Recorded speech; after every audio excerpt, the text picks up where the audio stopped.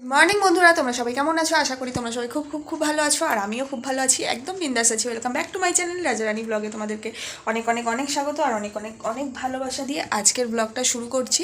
তো এখন ঘড়িতে বাজে 9:30, আর ভেবো না এখন ঘুম থেকে উঠেছি, অনেকক্ষণ আগেই উঠেছি। ময়লার গাড়ির আওয়াজ শুনে আর কি, বাঁশির আওয়াজ শুনে। তো ঘুম থেকে উঠে গিয়েছিলাম, আর কাজও মোটামুটি হয়ে গেছে সব। এই যে বিছানা গুছিয়েছি, আর ছেলের জামা কাপড় সব ভাঁজ ঠাজ করে রাখলাম, বিছানাটা গোছালাম, আল্লাটা গুছিয়েছি। যে এই নতুন নাইটিগুলো কালকের ব্লগে দেখেইছো, এনেছি। তো আর এদিকে টেবিল পরিষ্কার করা হয়ে গেছে, আর বাসন মাজা হয়ে গেছে। এই বাসনটা ওখানে রাখা যাবে না, তাই এখানে রেখেছি। আর জলের বোতলগুলো ভরা হয়নি, তার মধ্যে ছেলে উঠে গেছে।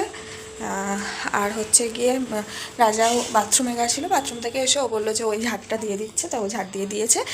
আর ও যতক্ষণ ঝাড় দিচ্ছিলো আমি ছেলের কাছেই বসেছিলাম, বেঁধে রেখেছিলাম প্রথমে, কিন্তু বাদলেই ও উঠে যাচ্ছে, দেখি কী করে বোঝে কে জানি। তো যাই হোক, চলো। রাজা উপরে গেছে, আমি একটু নিচে এসেছিলাম, রাজা উপরে গিয়ে বসেছে। এবার আমি উপরে যাব, রাজা নিচে এসে মুখ টুক ধোবে। আর জামা কাপড় ভেজানো আছে, যেগুলো কাচা হয়নি। তো দেখা যাক কখন কি করি, চলো দেখতে থাকো। এবার চাটা করে চাটা খাওয়া হবে, ছেলে উঠলে ছেলেকে খাওয়াবো, যে সমস্ত কাজ রোজকার থাকে সেগুলোই চলবে। তো সাথে থাকো, দেখতে থাকো সারাটা দিন কী কী করি। এই যে আমার পোলা উঠে গেছে, বাবা গুড মর্নিং বলো সবাইকে। ওর এখন ব্রাশের দিকে খুব নজর, ওর বাবা ব্রাশ করলে এই ব্রাশটা নিয়ে টানাটানি শুরু করে। এখন ওর দাঁতে উঠলো না, এখন দাঁত মাজে। ওর বাবা যেরকম করে ঘষে, ও ওরকম ব্রাশটা ধুয়ে দিলে ওরকম করে চেষ্টা করে করে। তো চলো নিচে চলো, এবার ছেলেকে খাওয়াবো, আমরা একটু চা বিস্কুট খাবো, খিদে পেয়েছে খুব জোর। আর এই যে লাকি সকাল থেকে খুব জ্বালাই, এইটা সকাল থেকে জ্বালাই শুরু করে এইটা, আর এটা উঠে গেলে এইটা তারপরে জ্বালানো শুরু করে।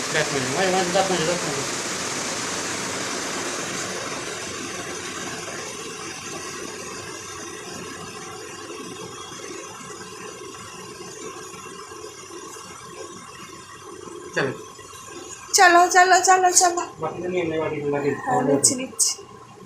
তো আজকে সকাল থেকেই ওয়েদারটা কেমন মেঘলা মেঘলা, আর ছেলেটাও দেখছি সকালবেলা ঘুম থেকে উঠেই কাশছে, আর নাক দিয়েও একটু জল বেরোচ্ছে।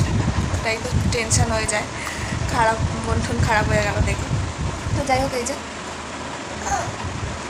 মুড়ি আর চা বিস্কুট আর ছেলের খাবার সমস্ত নিয়ে বসেছি। মায়েরারও খাওয়া হয়ে গেছে, বই পড়ছে। বই কি হয়েছে? বই পড়তে গেলে কাঁদতে হয় নাকি?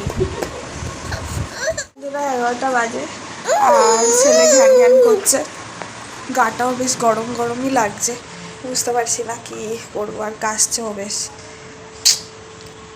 এটাই তো সব ভালো লাগে, বাচ্চার শরীর খারাপই ভালো লাগে না, কী যে করবো। আর ঘ্যান ঘ্যান করছে, ছাড়ছেই না আমাকে।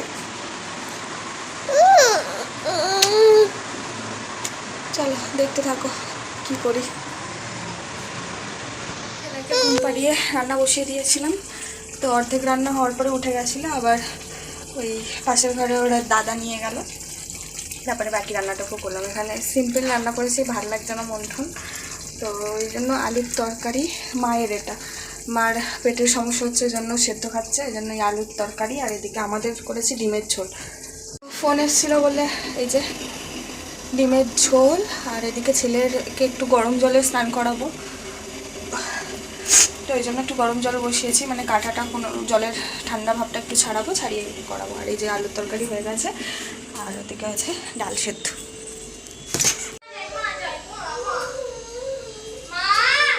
তো রান্নাবান্না শেষ করে নিয়ে জিয়ানকে খাওয়াতে বসেছিলাম, আর ওর শরীরটা একটু খারাপের দিকেই যাচ্ছিল, মনটাও আমার ভীষণ খারাপ লাগছিল, খেতেও পারলো না, প্লাস বমিও করে দিল। এই জন্য রাজাকে আমি ফোন করলাম, আর ওর গাটাও বেশ গরম গরমই লাগছিল। রাজা বললো তাহলে এক কাজ করো, তুমি হসপিটালে চলে আসো জিয়ানকে নিয়ে, আমিও এদিক থেকে গিয়ে টিকিট কাটছি। তো 1:30টার সময় চেম্বারেও কোনো ডাক্তারই পেতাম না, ওই জন্য আর কি হসপিটালেই নিয়ে এলাম। আর হসপিটাল আমাদের বাড়ির কাছেই, কোনো অসুবিধা হয় না, চট করে দরকার অদরকারে চলে আসতে পারি। তো এই যে বসে আছি, আর রাজা ওদিকে টিকিট কাটছে। তো দেখানো হয়ে গেছে, অনেক ভিড় ছিল, লাইন ছিল, তারপরেও হয়ে গেল, মানে তাড়াতাড়ি হয়েছে মোটামুটি। তো চলো, ছেলে তো অর্ধেক খাবার খেয়েছে, তোমাদের সাথে তো শেয়ার করাই হয়নি। অর্ধেক খাবার খেয়ে ওকে ওষুধ খাইছিলাম, কাশির ওষুধ, বমি করে দিয়েছে। ওই জন্যই আমি আরও একটু ভয় পেয়ে গিয়ে আমি বললাম যে ডাক্তারটা দেখিয়েই নিই, কারণ বাড়াবাড়ি হয়ে যাওয়ার থেকে বাড়াবাড়ি হয়ে গেলে খুব অসুবিধা হয়। একবার যা ভুগেছি আমি, ডাক্তার আমি প্রথম থেকেই দেখিয়েছিলাম সেবারও, তাও ওর মানে বুকে সর্দি জমে গেছিলো। এখন বললো যে এমনি ঠিক আছে, সর্দি টর্দি জমেনি, তাও গ্যাস ট্যাস লিখে দিয়েছে আর কি, তো গ্যাস দিয়ে নিতে বলেছে। তো চলো, এই যে রাজা এসে গেছে। বাড়ি চলে এসেছি অনেকক্ষণ আগে, এখন এই 3:35 বাজে।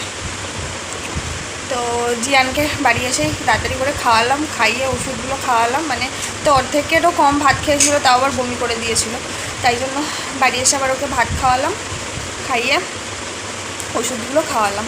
তো ওকে শুধু কাশির সিরাপই দিয়েছে, আর যেরকম বাচ্চাদের থাকে প্যারাসিটামল আর ভিটামিন ওষুধ যেগুলো চলে সেগুলো কন্টিনিউ করতে বলেছে। আর খুব যদি বাড়াবাড়ি হয় তখন আবার গ্যাস দিতে বলেছে।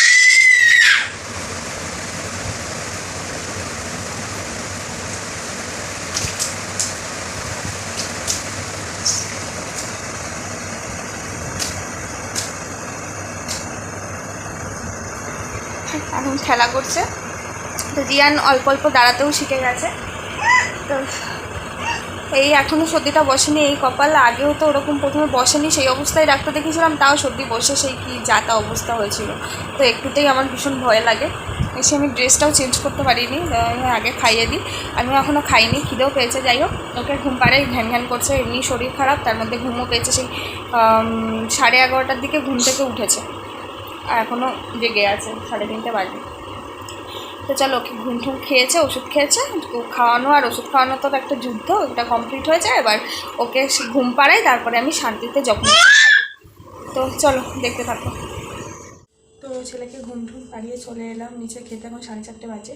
তো বাচ্চার কিছু হলে মায়ের খাওয়া দাওয়া সব উড়ে যায়, আর খেতে ইচ্ছাও করে না, কিন্তু খেতে তো হবেই, পেট তো শুনবে না। তো যাই হোক, আর অতটা বেশি ওর মানে কী বলবো, জ্বর ভাব ছিল না, গা গরম ছিল না। এখন দেখছি আবার গাটা ঘুমিয়ে পড়েছে, কিন্তু গাটা বেশ ভালোই গরম গরম লাগছে, মনটা খারাপ হয়ে যাচ্ছে, ভালো লাগে না এরকম। তো যাই হোক, এই যে ডিমের ঝোল, আর বাড়ি আসার সময় রাজা আম কিনে এনেছিল, তো আম কেটেছে, আর এখানে আছে মিষ্টি, রসগোল্লা। তো চলো, খাওয়া দাওয়া করে নিই, তারপর আবার তোমাদের সাথে দেখা হচ্ছে। তা বন্ধুরা, ঘুম থেকে উঠে পড়েছি অনেকক্ষণ আগেই। গুড ইভিনিং সবাইকে। এখন 7:05 বাজছে, আর এখন জিয়ানকে আমি খাওয়াচ্ছি। এই যে ও এখন সন্ধ্যা থেকে দেখছি বেশ অনেকটাই ভালো আছে, গা গরম ভাবটা একদমই চলে গেছে, আর ঘাম দিচ্ছিল প্রচণ্ড, মনে হয় জ্বরটা ছেড়ে গেছে। আর হচ্ছে কাশিটাও নেই বললেই চলে, আর হচ্ছে নাকে জলটাও বেরোচ্ছে না, দেখছি সর্দিটা একটু শুকনো শুকনো ভাব। তো ঠাকুর করে যেন কমে যায়। আমি মানে খুব একটু কিছু হলেই আমার ভীষণ ভয় লাগে, আমি ভীষণ ঘাবড়ে যাই। তো যাই হোক, এই যে খাবারটা খাইয়ে নিই, খাওয়ানো না তো যুদ্ধ করা, তো যুদ্ধটা করে নিই, তারপর আবার তোমাদের সামনে আসছি। তো দেখতে থাকো, অর্ধেক খেয়েছে, এখন অর্ধেক খাওয়াতে হবে। তো চলো, খাইয়ে দেয়, আবার তোমাদের সামনে আসি। সুস্থ আছে যে, এই অনেক। তো এই যে জিয়ানকে নিয়ে খাওয়াচ্ছি, আর ওর সাথে একটু সময় কাটাচ্ছি। তো শরীর খারাপ হলে তো আমাকে ছাড়তে চায় না, প্লাস আমারও ওকে একটুও ছাড়তে ইচ্ছা করে না, কারণ অনেকে হয়তো বলবে এটাকে আদিক খেতা, বাচ্চা কাচ্চা তো আর কারোর হয় না। কিন্তু কি বলো তো, এখনও যখন শরীর খারাপ হয় না, মায়ের কথা খুব মনে পড়ে, খুব কষ্ট হয়, তখন মনে হয় মা যদি একটু পাশে থাকতো। আর জিয়ানের পাশে তো আমি আছি, তাহলে আমি পাশে থাকাকালীনও কেন আমি দূরে দূরে রাখবো ওকে। তো এই সময় বাচ্চাদের মাকেই সবথেকে বেশি প্রয়োজন হয়, তো আমি সেই ইয়েটা ওর পূরণ করতে চাই। তো অনেকক্ষণ পর আবার তোমাদের সামনে ফিরে এলাম, আর বিছানার অবস্থা নাই বা দেখালাম। এই যে দেখো, বিভৎস খারাপ অবস্থা, তাতে কিছু যায় আসে না আমার, কারণ আগে আমার ছেলে মানে ঠিকঠাক ফিল করুক, তারপরে সব কিছু করা যাবে। তো যেটা চাইছে খেলতে, সব কিছু আমি ওর সামনে দিয়ে দিচ্ছি, খেলুক আস্তে আস্তে, কান্নাকাটি না করলেই হলো। বড়োদেরই শরীর খারাপ থাকলে ভালো লাগে না, আর বাচ্চারা তো ঘ্যান ঘ্যান করবেই, সেখানে ওর খেলনা বা ও যেটা করতে চাইছে সেখানে যদি আমি বাধা দিই সেটা তো আরোই বেশি হবে। তো বিছানা খারাপ হয় হোক, বিছানা অগোছালো থাকুক, ওর হাসি খুশি থাকলেই হলো। তো এতক্ষণ ওকে নিয়েই ব্যস্ত ছিলাম। এখন 9টা বাজতে 10 মিনিট বাকি। তো 10 মিনিট মতো ঘুমালো, এইমাত্র ঘুম দিয়ে উঠলো, সবে ঘুমাচ্ছিল। আমি ভাবলাম যে যাই একটু কিছু খাই, সন্ধ্যে থেকে তো কিছু খাওয়া হয়নি। তো ঘুমাচ্ছিল, পাশে শুয়েছিলাম, 10 মিনিটই ঘুমিয়েছে। তো ভাবলাম যে ঘুমিয়েছে, যাই হোক, যেই উঠে বিছানার সামনে দাঁড়িয়েছি উঠে গেছে সঙ্গে সঙ্গে।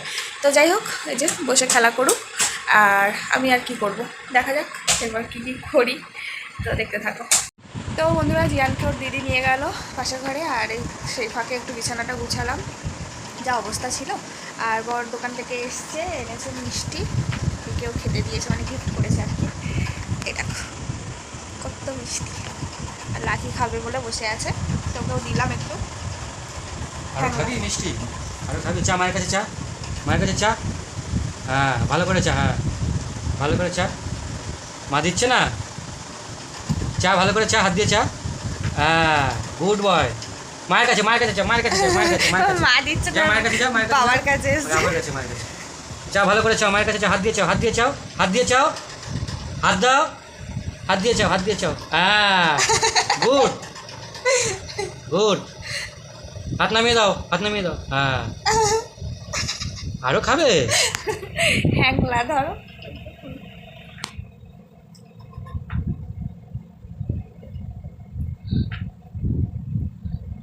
ও খাওয়া হয়ে গেল তাড়াতাড়ি?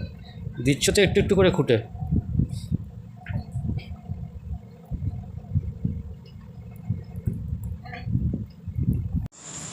তো আজকে ডিনার করতে বসে গেলাম, এখন এই 11টা বাজে। এখানে আছে চিকেন, এখানে আছে রুটি, আর এখানে আছে আম, এখানে আছে আমার ছেলে, আর এখানে আছে আমার বর।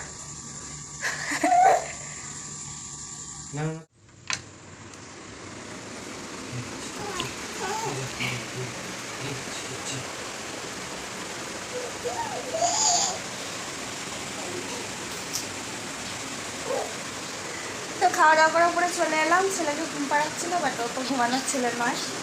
বলে বলে বলে বলে বলে।